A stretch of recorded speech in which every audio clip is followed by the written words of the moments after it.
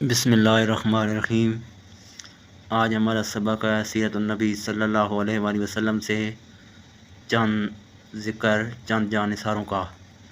ماں نے دونوں بھائیوں کو بہت تکالیف پہنچائیں۔ آخر عامر رضی اللہ تعالیٰ عنہ تنگ آ کر حبشہ کو ہجرت کر گئے۔ عامر رضی اللہ تعالیٰ کی حبشہ ہجرت کر جانے سے پہلے ایک روز حضرت سعد بن ابی وقاص رضی اللہ تعالیٰ عنہ گھر آئے تو دیکھا ماں اور عامر رضی اللہ تعالیٰ عنہ کے چاروں طرف بہت سے لوگ جمع ہیں۔ میں نے پوچھا لوگ کیوں جمع ہیں؟ لوگوں نے بتایا یہ دیکھو تمہاری ماں نے تمہارے بھائی کو پکڑ رکھا ہے اور اللہ سے عہد کر رہی ہے کہ جب تک عامر بے دینی نہیں چھوڑے گا اس وقت تک یہ نہ تو کھجور کے سائے میں بیٹھے گی اور نہ کھانا کھائے گی اور نہ پانی پیے گی۔ حضرت سعد بن ابی وقاص رضی اللہ عنہ نے یہ سن کر کہا اللہ کی قسم ماں تم اس وقت تک کھجور کے سائے میں نہ بیٹھو اور اس وقت تک کچھ نہ کھاؤ پیو جب تک کہ تم جہنم کا ایندھن نہ بن جاؤ۔ غرض انہوں نے ماں کی کوئی پرواہ نہ کی اور دین پر ڈٹے رہے۔ اسی طرح حضرت ابو بکر صدیق رضی اللہ عنہ کی کوششوں سے حضرت طلحہ تیمی رضی اللہ تعالیٰ عنہ بھی اسلام لے آئے۔ حضرت ابو بکر صدیق رضی اللہ عنہ انہیں حضور نبی کریم صلی اللہ علیہ وسلم کی خدمت میں لائے اور یہ آپ کے ہاتھ پر مسلمان ہوئے۔ اس کے بعد حضرت ابو بکر صدیق رضی اللہ عنہ اور حضرت طلحہ رضی اللہ عنہ نے اپنے اسلام لانے کا کھل کر اعلان کر دیا۔ ان کا اعلان سن کر نوفل ابن ادویہ نے انہیں پکڑ لیا۔ اس شخص کو قریش کا شیر کہا جاتا تھا۔ اس نے دونوں کو ایک ہی رسی سے باندھ دیا۔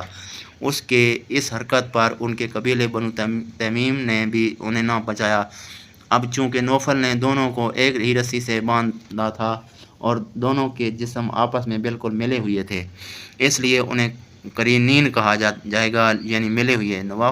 نوفل بن ادویہ کی ظلم کی وجہ سے نبی کریم صلی اللہ علیہ وسلم فرمایا کرتے تھے اے اللہ ابن ادویہ کی شر سے ہمیں بچا۔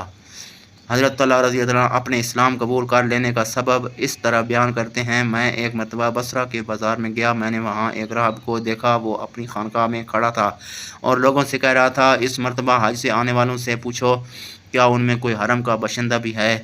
میں نے آگے بڑھ کر کہا میں ہوں حرم کا رہنے والا۔ میرا جملہ سن کر اس نے کہا کیا احمد کا ظہور ہو گیا ہے؟ میں نے پوچھا احمد کون؟ تب اس راہب نے کہا احمد بن عبداللہ بن عبد المطلب، یہ اس کا مہینہ ہے اور وہ اس مہینے میں ظاہر ہوگا۔ وہ آخری نبی ہے۔ اس کی ظاہر ہونے کی جگہ حرم ہے اور اس کی ہجرت کی جگہ وہ علاقہ ہے جہاں باغات ہیں سبزہ زار ہے۔ اس لیے تم پر ضروری ہے کہ تم اس نبی کی طرف بڑھنے میں پہل کرو۔ اس راہب کی کہی ہوئی بات میرے دل میں نقش ہو گئی۔ میں تیزی کے ساتھ وہاں سے واپس روانہ ہوا اور مکہ پہنچا۔ یہاں پہنچ کر میں نے لوگوں سے پوچھا کیا کوئی نیا واقعہ بھی پیش آیا ہے؟ لوگوں نے بتایا ہاں محمد بن عبداللہ امین نے لوگوں کو اللہ کی طرف دعوت دینا شروع کی ہے۔ ابو بکر نے ان کی پیروی قبول کر لی ہے۔ میں یہ سنتے ہی گھر سے نکلا اور ابو بکر صدیق رضی اللہ عنہ کے پاس پہنچا۔ میں نے انہیں راہب کی ساری بات سنا دی۔ ساری بات سن کر حضرت ابو بکر صدیق حضور نبی کریم صلی اللہ علیہ وسلم کی خدمت میں گئے میں اور آپ کو یہ پورا واقعہ سنایا۔ آپ سن کر بہت خوش ہوئی ہے۔ اسی وقت میں بھی مسلمان ہو گیا۔ یہ حضرت طلحہ رضی اللہ عنہ عشرہ مبشرہ میں سے ہیں یعنی جن صحابہ کرام رضی اللہ عنہ کو نبی کریم صلی اللہ علیہ وسلم نے دنیا میں ہی جنت کی بشارت دی ان میں سے ایک ہے۔ اسی طرح حضرت ابو بکر صدیق رضی اللہ عنہ کی کوششوں سے جن صحابہ کرام رضی اللہ عنہ نے کلمہ پڑھا ان میں سے 5 عشرہ مبشرہ میں شامل ہیں۔ وہ یہ ہیں حضرت زبیر، حضرت عثمان، حضرت طلحہ، حضرت عبد الرحمن رضی اللہ عنہ۔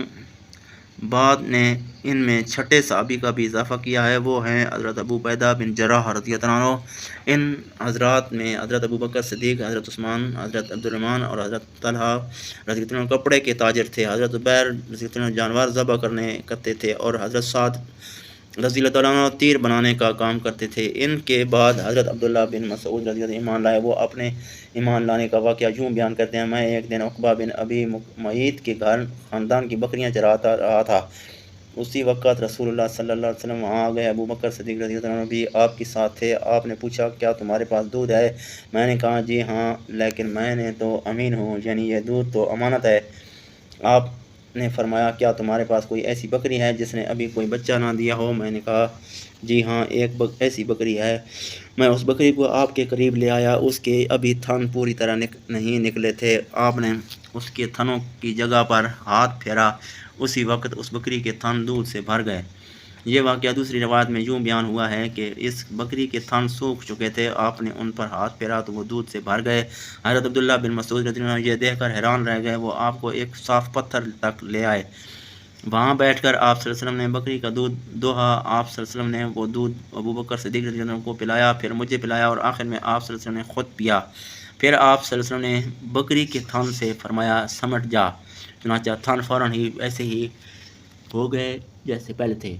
حضرت عبداللہ بن مسعود رضی اللہ عنہ فرماتے ہیں جب میں نے رسول اللہ صلی اللہ علیہ وسلم کا یہ معجزہ دیکھا تو آپ سے عرض کیا اے اللہ کے رسول صلی اللہ علیہ وسلم مجھے اس کی حقیقت بتائیے۔ آپ نے یہ سن کر میرے سر پر ہاتھ پھیرا اور فرمایا اللہ تم پر رحم فرمائے، تم تو جانکار ہو۔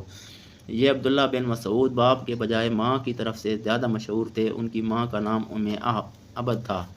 ان کا قد بہت چھوٹا تھا، نہایت دبلے پتلے تھے۔ ایک مرتبہ صحابہ کرام رضی اللہ عنہ ان پر ہنسنے لگے تو آپ صلی اللہ علیہ وسلم نے فرمایا عبداللہ اپنے مرتبے کے لحاظ سے ترازو میں سب سے بھاری ہے۔ انہی کے بارے میں نبی کریم صلی اللہ علیہ وسلم نے ارشاد فرمایا تھا اپنی امت کے لیے میں بھی اسی چیز پر راضی ہو گیا جس پر ابن عبد یعنی عبداللہ ابن مسعود راضی ہو گئے، اور جس چیز کو عبداللہ بن مسعود نے امت میں ناگوار سمجھا میں نے بھی اس کو ناگوار سمجھا۔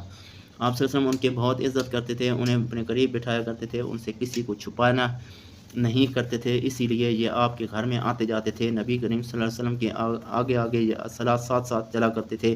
آپ صلی اللہ علیہ وسلم جب غسل فرماتے تو یہی پردے کے لیے چادر تان کر کھڑے ہوتے تھے، آپ جب سو جاتے تو یہی آپ کو وقت پر جگایا کرتے تھے۔ اسی طرح جب آپ صلی اللہ علیہ وسلم کہیں جانے کے لیے کھڑے ہوتے تو حضرت عبداللہ بن مسعود رضی اللہ عنہ آپ کو جوتے پہناتے، پھر جب آپ کہیں پہنچ کر بیٹھ جاتے تو یہ آپ کے جوتے اٹھا کر اپنے ہاتھ میں لے لیا کرتے تھے۔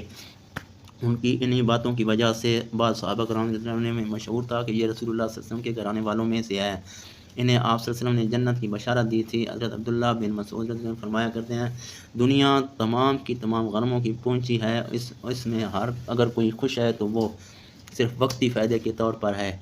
حضرت عبداللہ بن مسعود رضی اللہ عنہ کے بعد حضرت ابو ذر غفاری رضی اللہ عنہ ایمان لائے۔ انشاءاللہ اگلی ویڈیو میں پھر ملاقات ہوگی۔ اللہ حافظ۔ اگلی ویڈیو میں ہوگا 5واں آدمی۔